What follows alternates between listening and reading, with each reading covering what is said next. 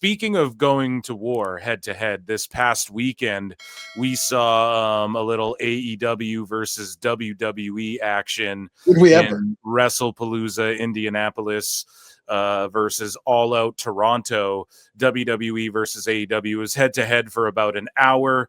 Tony Khan listened to Dave Meltzer and bitched out and backed down and did his show hours later, which I just think is an L. I think that's a bad move. I think he should have just, it doesn't matter. If you're going to spend $50 on this AEW show, you're going to watch it later on streaming. You're going to watch it that night. If you're willing to spend $50 on that thing, man, that is that's an investment and the whole point of streaming is like you can just watch shit whenever, right? So if you're buying it, you're going to watch it, they're going to get the minutes viewed or whatever, you're still going to get the same amount of pay-per-view buys. Doesn't matter what time you're on. But Tony Khan back down. We saw Dave Meltzer and Brian Alvarez melt down about like, oh, how do you use the ESPN app?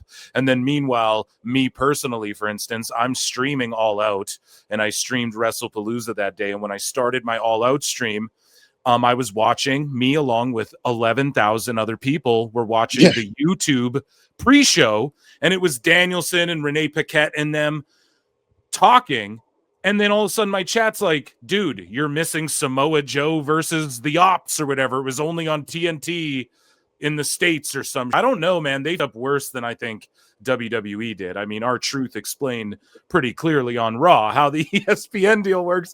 But to me, it was like, where's Meltzer talking about this? Like, where was this?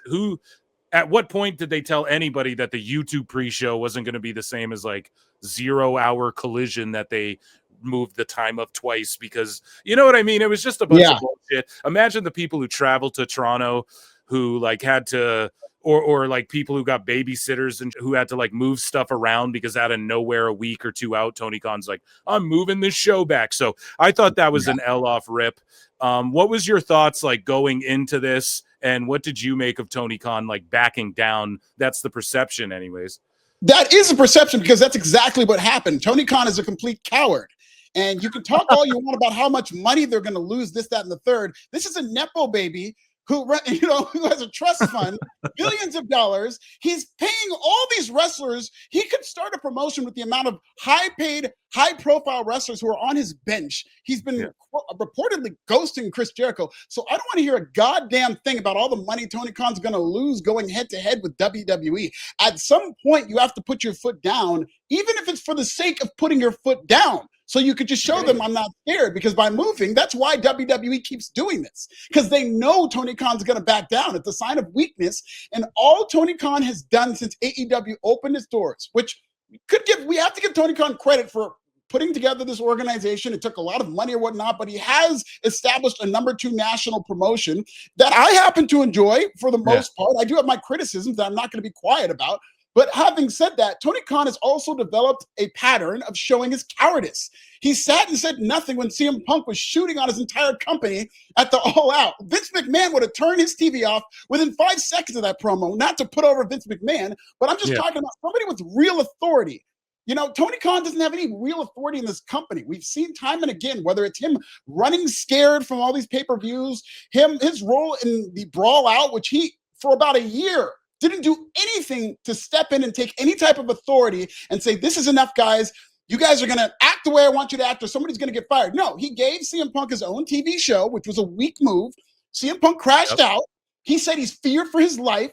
He put Jack Perry on the bench and didn't do anything with that, almost like he was traumatized to even bring up the fact that Jack Perry got in a fight with CM Punk and this is in the air. So time and again, every time Tony Khan is given a chance to show a spine, he doesn't. And him running away shouldn't surprise anybody, because he was scared of WWE. He didn't want to get massacred, which might not even have happened had they gone head-to-head. And maybe he'd have more evidence as to what happens when WWE goes to head-to-head with you. They could have stopped it dead in its tracks, because I will tell you, WWE with their ego, even though they're hot right now, if they went head-to-head with All Out, and All Out still did great numbers and great Google searches or whatever, WWE might not want to go to that well for a while. They still haven't put NXT head-to-head against AEW, which I think they would beat them these days if they did it now, but that's because AEW beat NXT head-to-head. So if AEW was able to show some spine and go head-to-head and believe in themselves a little bit, they could stop that counter-programming dead in their tracks. So don't blame WWE for counter-programming. Blame Tony Khan for not having a spine.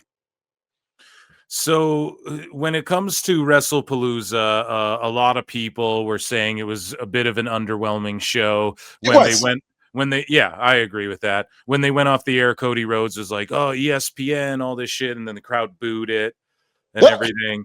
So I don't know if like that's a W or not in the fans' eyes thus far, but and I want to talk to you about WrestleMania going to Saudi, but before we talk about that, like overall, you're quick. Like I'm sure you watched All Out and you watched WrestlePalooza. Yes, I did. What was your overall take? Like you can go ahead and compare. Which show do you think was better? What were like some standout moments from each? Who do you think won the night? All of that stuff, just like your overall thoughts on WrestlePalooza versus AEW. I think WWE won the social media side of things as they always do, but I think All Out, I mean, if you're like, I just wanted to see banger matches, then I mean, there was more to choose from. I would just there was 5 matches on WrestlePalooza, but at the same time, I mean, when you work at a level like the way Brock and Cena sports entertained us, I mean, that's the name of the game. I feel like that whole thing was the name of the game. Or is the name of the game, right? Like it's like a big fight feel and something shocking happens and you're all like, what the fuck? You know, I think that's sort of what is a big part that's missing from AEW. There's no like, what the fuck? Or like, oh, I need to see this. Or like, there's nobody that I feel like gets in a match where you're like, oh, this is a big fight feel, man. Even when like Mox and Hangman squared off, I didn't really get that vibe from it. Maybe I'm just yeah, well, with Moxley at All In, I'm talking like even if you go back, that was supposed to be like the big like everything's coming to a head, and then nothing changed, and it and then with Fletcher, I would say Fletcher had more of a big fight feel than the Mox match, in my opinion. Just I'm a Fletcher mark though. I kind of like him, but he's got to not listen to Dave. Like he's Dave's latest 5-star. Oh yeah, he's Dave's 5-star fetishizer. Like Dave just can't listen to Dave. Yes, he's the new Will Ospreay. It's every generation. He's got a lot of neck surgery in his future. I really hope. I'm not even kidding. I really hope Kyle Fletcher has money saved up for neck surgery, back surgery, and concussions. I just hope, because he gave an interview and he said he really looks up to the Miz and shit. And I'm like, good. Don't listen to Dave. Listen to Miz. You'll fucking. But when you say wrestles like Will Ospreay. So I agree. Yeah. And he doesn't cut very good promos. Like I couldn't care less when he's talking. So like he's more of the Will Ospreay dereliction. Yeah, so like, and I know I've been babbling here. I didn't mean to get off in Kyle Fletcher, but just your overall thoughts on the head-to-head. Who won the war? What were the takeaways? What were the thumbs down? Who won the battle? I think All Out had a slightly better wrestling show, which is the only surprise in that is that it was only slightly better because WWE was always going to put on a big show and a big spectacle. And in watching the spectacle of ESPN WrestlePalooza, I was very impressed. The pyro at the beginning, the presentation, it just looked like a big-time show, which is why I was so disappointed with WrestlePalooza. I will say that All Out was a slightly better show. That doesn't mean it's almost like a tie. Like, it doesn't mean that they've won any type of war. I was kind of disappointed with All Out because of how goddamn long it was. Just because if you throw on 10 matches in a 5-hour wrestling show, the wrestling better be better at some point. They had a couple of good matches, but I thought the Moxley and Darby Allin match sucked. I think that there's a way to work a match where it's like the brilliance of wrestling is like magic. We want to convince somebody that something spectacular has happened, but it's not really even real. So you do a move where it looks, oh my God, he killed that guy with a move, but a wrestler will tell you, no, it's the easiest move to take, like a Canadian destroyer. Even though that could be kind of dangerous if you do it too many times. Shout out Grayson Waller off the top rope. That's crazy. Big G. But he worked it, and he wasn't hurt at all. And, maybe people thought that he was injured or anything, but he worked the Canadian destroyer. And there's a lot of things you could do to work. With Moxley and Darby Allin, there was no art. It was just like, I'm going to stab this guy literally in the head with a fork, and he's going to bleed. Oh, man. No, there's no magic to it. He's not pulling his punches. He's literally making another man bleed with a fork, and he's suffocating him. And at some point in that match, which I enjoyed the first half, I was like, this match sucks. I hate this match. I'm done with this. And I love ECW and stuff like that, but I don't like when people wrestle and it's real that they're cutting each other open and doing stuff like that. So especially after tables and tacks. Sorry to interrupt. Yeah, no, you're absolutely right. I thought that match was pretty cool. Like the concept's not even that bad. It's like, okay, and it's just like a first to a pinfall, but you can only use tacks and tables. That's kind of cool. It's got a catchy name. That match went hardcore. It was pretty bloody, and it did enough. We don't need like a shanking and a being lit on fire and like a backstage thing later. It was I'm right there with you, man. It was too much for me. Yeah, and in terms of war, I mean, what is a war? You go and you want a certain territory. This is what Russia and Ukraine are fighting over right now. You want a territory, and you go out there and get it. WWE went to war with AEW for a time slot, and they won. They got the time slot, and there was a big to-do about Tony Khan moving his show, and it really wasn't that much better than WrestlePalooza. But I did find WrestlePalooza to be disappointing because, like, at worst, I expected it to be, this is going to be like the January 6th Netflix Raw. This is going to be the first Raw on Netflix. At worst, it's going to be Raw on Netflix, which was a great show. I was there live, and I thought it was a tremendous show because it's the first time, your first foot forward. I thought all the matches were great. The baby faces all went over. Everybody was happy at the end. And at best, I thought it was going to be like a WrestleMania show where they're going to build this thing up. Even though it's 5 matches, the matches are going to be great. And maybe Cody Rhodes drops the title. It's going to be newsworthy. But to me, it just felt like Clash in Indiana. You know what I mean? Like just a regular B pay-per-view show where they're just going to do the thing. It just felt like a television show, which I thought it was going to be a larger scale. So from that standpoint, I know that there is a negative reaction toward WrestlePalooza. And considering what I think it was supposed to be, maybe WWE did take a little bit of an L that night. But I wouldn't say that AEW won. You know, it's like if you're a team looking to get into the playoffs and you need another team to win and the team loses, so now you both miss the playoffs. That's what I kind of looked at that like, you know, AEW really needed WWE to absolutely shit the bed, and they did not. Like, it wasn't the scale of show I thought it was going to be, but that Stephanie Vaquer and the Io Sky match was tremendous. I thought the mixed tag match was awesome in terms of heat and in terms of the story they tell. A little long, but I thought it was awesome. A little long. I even thought the Cody Rhodes match was very good because they did something that it's very hard to do when there's a world champion, especially a babyface champion, this early into the run, is that I really didn't think Cody Rhodes was going to lose that title, but the closer they got to that show, the more I thought it was going to be like a WrestleMania. I started to think in the back of my mind, maybe. And the story they told with that match sucked me in terms of, like, they're telling this story of Cody Rhodes has a concussion, and he's wearing himself too thin, and they're doing the same thing they did with Jey Uso. So I was watching that match thinking, oh my God, the way they're doing this match, Cody might lose. So I really got into it, and I thought it was a very good match because of that. So I thought it was a fine show. I just thought it was going to be a great show, and it wasn't. And I thought I enjoyed moments of All Out. I really did like that. Kyle Fletcher's not my favorite wrestler, but I did like the main event. I thought it was a solid main event. I did like the women's match between Sasha or Mercedes Moné and Riho. I thought was very good. I loved the ladder match. There was a lot to like in the AEW show. It was too long. And there was a point where I was just like, man, I don't care anymore. And there's not enough story and personalities for me to really get interested in for me to care. Yeah, you nailed it right on the head there, man. And the things that I did, speaking of caring, the things I cared the most about were the Edge and Christian match, which went on first. And I cared the most about the Brock and Cena match over on the WWE side. And that went on first as well. What was your take on Edge and Christian versus FTR? I thought that it was a fucking great match. And then I thought that the ending with Beth was really cool.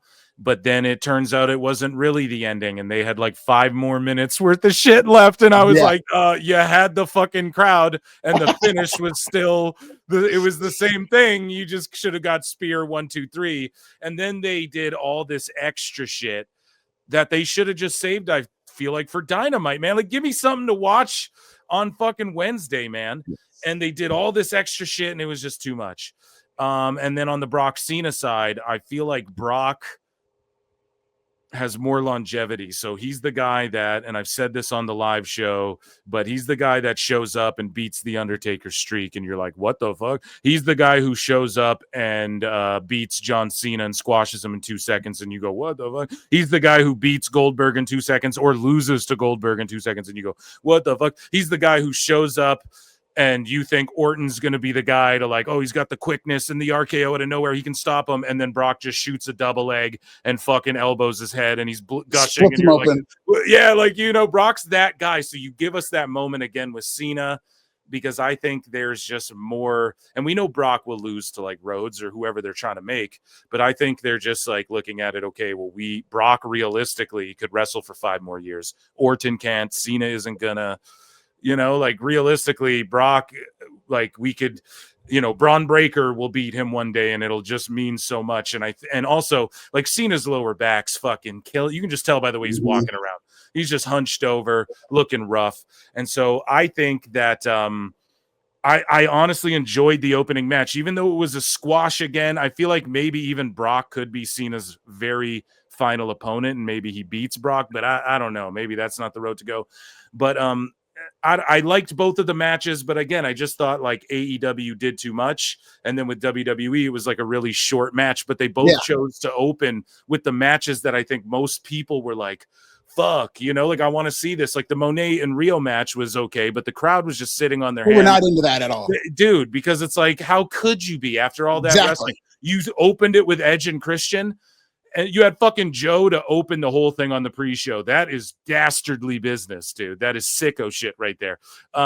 So I'm offended personally. Yeah, no, you're right, dude. So to me, man, I think it was weird that both shows chose to open with those fucking matches, especially when we know that like Brock didn't run out later during the Rhodes Drew match. Like there was no real rhyme or just like Cena and Brock wanted to both get the fuck out of there as quick as they could. I don't know. What did you make of them both shows deciding like our marquee-ist matches possibly we're going to fucking both open with those?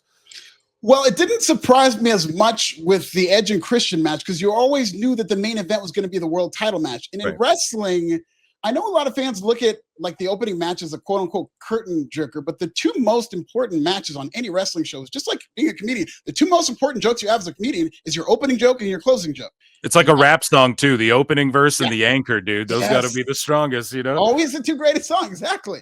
Yeah. So opening the pay-per-view, that basically told me this is your second biggest match.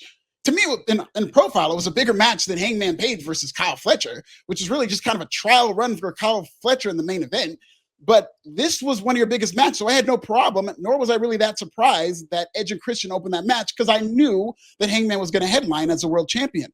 I was more surprised that WWE didn't headline with the AJ Lee and CM Punk match against the Man family, against Becky Lynch and Seth Rollins. I thought that should have been the main event, especially because of how long it went, especially because Cody Rhodes didn't end up losing the title, which is why I thought they were going to main event with the Cody Rhodes match. So I thought it was an interesting choice, and I thought because the CM Punk match should have been last, I wasn't surprised that Brock Lesnar went on first. Brock has kind of like a rule where it's I either go on first or I go on last. I either go on first so I can get the hell out of here, or I go on last so I can be the main event and probably show up to the show late, you know? Yeah, but it didn't surprise me that they structured the matches that way. I liked the Brock Lesnar match. I really, because I was there live in 2014 when they squashed John Cena. And then to just see this and see them shooting on the kids. And it does make you want to see John Cena get his redemption. And I love how people are seeing that John Cena's moved on to AJ Styles. And no, maybe he'll never wrestle Brock Lesnar again, which I think would be a mistake. I think people want to see Cena get his get back, especially after beating him the way they did with all those kids crying.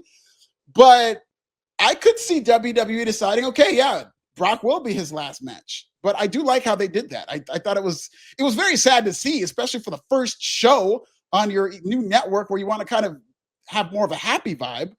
But it was really, they did a good job capturing the emotion of that match. Especially, it was wild seeing John Cena come out with all those kids knowing what's going to happen to him later. It was nasty business, man. And then ENC FTR, like, what did you make? And then Beth Phoenix, I guess she's going to be around for a while, which is about time. Yeah, I love that. And I actually love your idea of saving some of that for Dynamite. I think Beth Phoenix returning would have been a happy moment. And then maybe you save that angle of them pile driving her for Dynamite. I would have loved that idea. Yep. That's something that you could say that could have popped the show's ratings, because AEW has a very bad habit of not announcing any of the matches. And that idiot Dave Meltzer is always saying, well, it's because we don't know who's going to be cleared. Well, whose problem is that? Whose problem is that they're going out there killing themselves, dropping each other on their head, and you don't know who's going to be cleared by the Wednesday after the show? That's Stupid idiot. Yeah. It's a bullshit excuse. You can come up with segments or people who are going to be there, or Tony Khan's going to have another announcement, and maybe the announcement could be Kyle Fletcher broke his neck.